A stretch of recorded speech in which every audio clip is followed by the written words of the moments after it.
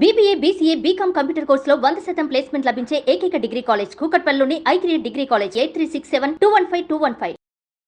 ఒక ఆడదానికి పరమేశ్వరుడు ఎవరు అంటే భర్త. ఆయనకి పెట్టవలసిన పలహారం పెట్టకుండా, మంచంలో ఉన్న మామగారికి చేయకుండా, అత్తగారికి చేయకుండా, ఇంట్లో ఆకలేస్తోందన్న పిల్లలకి పెట్టకుండా తను చేసేటటువంటి పూజలు పుణ్యాలు వల్ల తరించిపోతుందని ఏ శాస్త్రం చెప్పలేదు. దీన్ని ఖండన చెయ్యడం కోసమని పరమేశ్వరుడు లీల చేసి చూపించాడు. అందుకని వేలుపులటి నాకంటెను వేలుపు మరి ఎవ్వడనుచు వికవికన గిమా వేలుపుల గోడపైనో హేలావతి నీత నూజుడెంగిలి చేసన్ చేబంతి తప్పిపడెనని ప్రాబల్యము తోడ వచ్చి భవనము వెనకన్ మా పట్టి జలకమాటగ మీ బిడ్డడు బలువ తెచ్చెనలతో తగునే. ఇంకో గోపికొచ్చింది, అమ్మా మా అమ్మాయి స్నానం చేస్తోంది, బట్టలు తీసి గోడ మీద వేసుకుంది. ఎక్కడి నుంచి వచ్చాడో మీ అబ్బాయి వచ్చి ఏమంటే ఆడుకుంటుంటే బంతి మీ ఇంట్లో పడిపోయింది తీసుకోనా అన్నాడు. తీసుకో అన్నాం. బంతి కోసమని వచ్చిన వాడిలా తానే బంతి ఇంట్లో వేసి బంతి తీసుకెళ్ళడం మానేసి స్నానం చేస్తూ గోడ మీద వేసిన మా అమ్మాయి బట్టలు పట్టుకుపోయాడు. మా అమ్మాయి అక్కడి నుంచి బట్టలు లేక లోపల నుంచి బట్టలో నరుస్తుంటే మేము వెళ్ళి బట్టలు ఇవ్వాల్సి వచ్చింది. చెయ్యొచ్చమ్మా ఇలాంటి పనులు మీ అబ్బాయి? ఆయన ఈ లీల ఇక్కడ కాదు, రెండో మాట కూడా చూసి చేశాడు కాత్యాయని వ్రతంలో. వేదంలో అత్యంత దూష్యమైనటువంటి విషయం, వర్షాలు పడకపోవడానికి ఒక కారణం ఏమిటో తెలుసా? ఒంటి మీద బట్టలేని స్నానం. నీటి యందు అగ్నిహోత్రం ఉంటుంది. ఎవడు ఒంటి మీద బట్ట లేకుండా స్నానం చేస్తాడో వాడు వ్యాధిగ్రస్తుడవుతాడు. అలా చేసే వాళ్ళ సంఖ్య ఎక్కువైతే దేశంలో వర్షాలు పడవని చెప్పారు. దేవతల ఆగ్రహానికి గురవుతారు. ఒంటి మీద బట్టలేని స్నానం చెయ్యకూడదు. అందుకే కాత్యాయనీదేవి కల్లచేయుటెకా కయీరీతి నోచువారిందు కలరు వ్రతఫలంబు మీరు వలచిన చక్కగా ఇంతులెల్ల చేతులెత్తి మ్రొక్కి చేరిపుచ్చుకొనుడు చీరలు సిగ్గుతో వాడనేల ఇగ్గులాడనేల అని ప్రాయశ్చిత్తం చేయించి వరుణుడు జలాధిదేవత అయినటువంటి వరుణుడు అగ్ని అటువంటి వాళ్ళు నీళ్లలో ఉండగా ఒంటి మీద బట్ట లేకుండా నీళ్లు పోసుకున్నావా, అది మహాదోషం కనుక, ఆ దోషం కట్టి కుడుపుతుంది కనుక దానికి ప్రాయశ్చిత్తంగా బట్టలు తీసేసి ఇంకెప్పుడు ఒంటి మీద బట్టలేని స్నానం చెయ్యకు సుమా, అది దోషం నీటి పట్ల అని లోకానికి నిరూపణం చేసి చూపించాడు కృష్ణ పరమాత్మ. పైకి ధూర్తచేష్టితంలా కనపడుతుంది, కానీ ఆంతరమునందు మహోత్కృష్టమైనది. ఒంటి మీద బట్టలేని స్నానం ఎప్పుడు అంటే ఒకే ఒక్కసారి చేయిస్తారు. అది ఎప్పుడు అంటే ఇంట్లోంచి తీసుకెళ్ళిపోయేటప్పుడు స్నానం చేయించి సైను బట్టోటి కప్పేస్తారు. చిట్ట చివర పాడి తీసుకెళ్లి అగ్నిహోత్రం మీద పెట్టేసే ముందు మళ్ళీ కిందకి దింపి కడవతో ఒక్కసారి నీళ్లు పోసేస్తారు, బట్ట తీసేసి పోసేసి అప్పుడు తీసుకెడతారు. దిగంబర స్నానం చేశాడు అంటే చచ్చిపోయిన వాడి స్నానంతో సమానం. అది చిట్ట చివరి స్నానంతో సమానం. పరమ అమంగళ స్నానం. అటువంటి అమంగళ స్నానాలు ఇళ్లలో చేయకూడదు. అందుకే ఎక్కడికన్నా వెడితే స్నానశాటి అని ఒకటి పట్టుకెడుతూ ఉంటారు. భగవంతుడంతటి వాడికి అభిషేకం చేస్తే స్నానశాటి కట్టి అభిషేకం చేస్తారు. వెంకటాచల క్షేత్రంలో కూడా శుక్రవారం నాడు స్వామికి పూరాభిషేకం జరుగుతుంటే లంగోటా కట్టుకుని ఉంటాడు, ఉండి స్నానం చేస్తాడు తప్ప భగవన్మూర్తులకు కూడా దిగంబరంగా అభిషేకం చేయించరు. అసలు దిగంబర స్నానం అన్న మాట శాస్త్రంలో నీలే లేదు. అది పరమ దూష్యము. అటువంటి అలవాట్లు అటువంటి ఆచారాలు ఉండకూడదు. కాబట్టి దీన్ని ఖండించడానికి, అలా ఉండకూడదని చెప్పడానికి స్వామి చేసినటువంటి లీల. అలాగే మహానుభావుడు ఇంకొక లీల చేశాడు ఒకానొక సందర్భంలో. అందులో ఒక గోపిక వచ్చి అంది, కొడుకులు లేరని వకసతి వగవగ తన్ను మగనిగా గైకొని నన్ కొడుకులు కలిగెదర నిపై పడినాడిది వినుము శిశువు పనులే తల్లి. ఏదో గోపకాంతలందరూ కూర్చుని మాట్లాడుకుంటున్నారు. గోపాల బాలులందరూ ఏదో వ్యవసాయ పనులు, ఆ ఆవులు మేపుకోవడానికి వెళ్ళిపోయారు.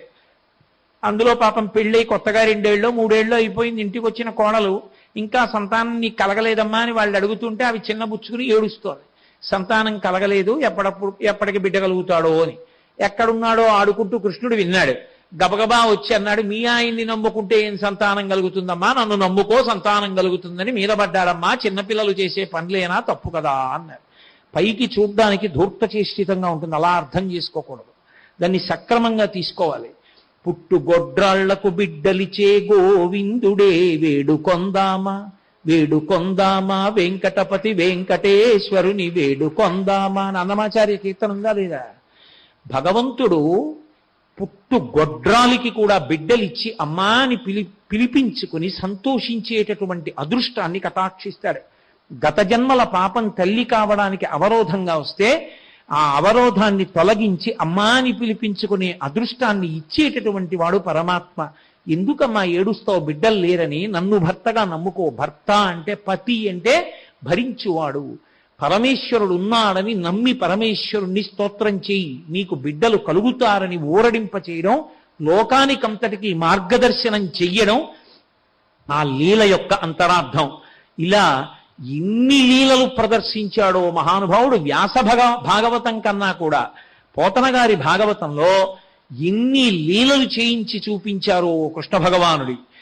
ఆయన కన్నా కూడా ఇంకా అనుభవించినటువంటి వాడు లీలాశకుడు. వాళ్ళందరికీ ధ్యానంలో కృష్ణ పరమాత్మ దర్శనమిచ్చాడు.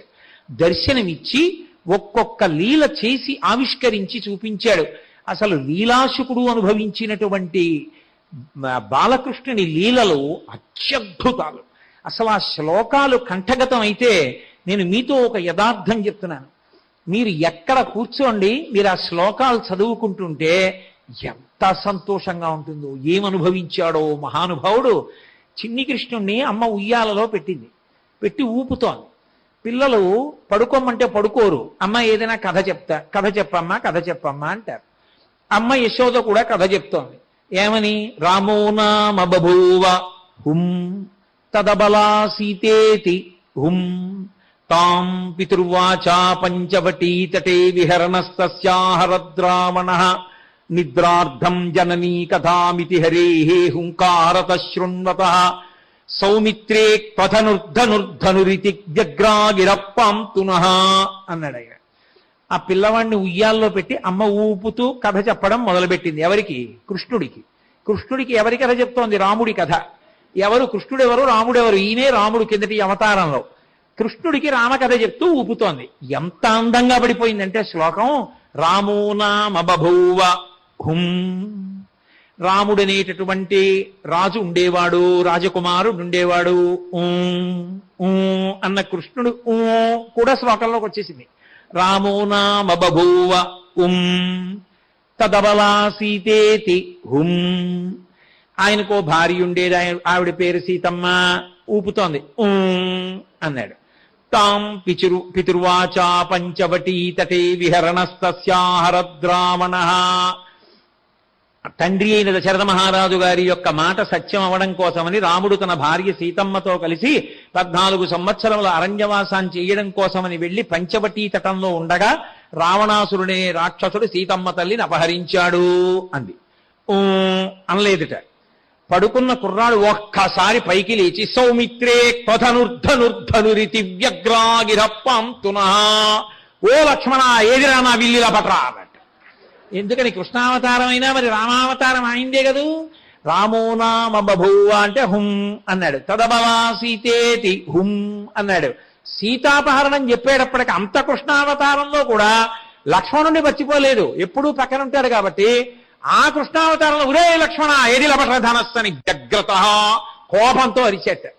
హడిలిపోయింది కథ చెప్తున్నటువంటి యశోద. నిద్రార్థం జననీ కథామితి హిరే హుంకారత శృణ్వతః. నిద్ర వస్తుందని పిల్లాడికి కథ చెప్తే వీడేమిట్రా గబాల లేదు, లక్ష్మణ నా విల్లేదంటాడేమిటని చల్లబోయింది.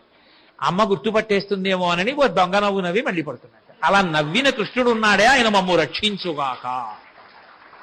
అలా ఇన్ని అనుభవించాడు. గోపిక ఒక గోపిక చాలా తెలివైన పిల్ల. ఆమె బాగా ఆలోచించింది. రెడ్ హ్యాండెడ్గా పట్టుకున్నాడంటారు చూసారా, దొంగతనం చేస్తుండగా సాక్ష్యంతో పట్టుకోవాలి. అందుకని వెన్న దాచుకుంటే లాభం లేదు, తినేస్తాడు. దాచన వీధి గుమ్మంలో పెడతా, తలుపు చాటున ఉంటా. వస్తాడు కదూ, వచ్చి ఎవరూ లేరంటే కూర్చుంటాడు, లేకపోతే నిలబడి గబగబా పెట్టేస్తాడు. అందుకని ఎవ్వరం లేనట్టు తలుపు చాటున ఉంటాడు. చేతికి వెన్నుండగా పట్టుకుంటే ఏమో ఏం దబాయించేస్తాడు. నోట్లో కూడా పెట్టుకున్న తర్వాత అయితే ప్రబల సాక్ష్యంతో దొరుకుతాడు అని తలుపు చాటున చూస్తోంది. వచ్చాడు, వచ్చి పిల్లలందరినీ పిలిచాడు. వెనకాతలే ఉంటారు అన్నాడు. వాళ్ళందరూ ఫాల్ ఇన్ లైన్, ఓ వరుస క్రమంలో వచ్చారు. ఒక్కొక్కళ్ళకి తీస్తున్నాడు, పెడుతున్నాడు. చక్కగా కూర్చుని పెడుతున్నాడు. చిన్ని కృష్ణుడు ఎంత అందంగా ఉంటాడు. తీస్తున్నాడు, పెడుతున్నాడు. అందరిది అయిపోయింది, వెళ్ళిపోయారు. తను ఒక్కడే ఉన్నాడు. తీసిల నోట్లో పెట్టుకున్నాడు. ఆవిడ గభాలను వచ్చి పట్టుకుంది చెయ్యి. పట్టుకున్న ఆవిడ ఏమందంటే, ఏమంటాడో చూద్దాం, ఇప్పుడేం దబాయించగలడు అని కస్త్వం అని అడిగింది. ఎవరయ్యా నువ్వు అంది. అంటే బలానుజహ అన్నాడు. తన పేరు కదా చెప్పాలి, మానేసి అక్కడ లేనివాడి పేరు చెప్పాడు. బలరాముడి తమ్ముణ్ణి అన్నాడు. మధ్యలో ఆయన పేరు ఎందుకు? బుద్ధిగా ఇంట్లో ఉండి చదువుకుంటున్నవాడు, ఆవులు కాసుకుంటున్నవాడు ఆయన.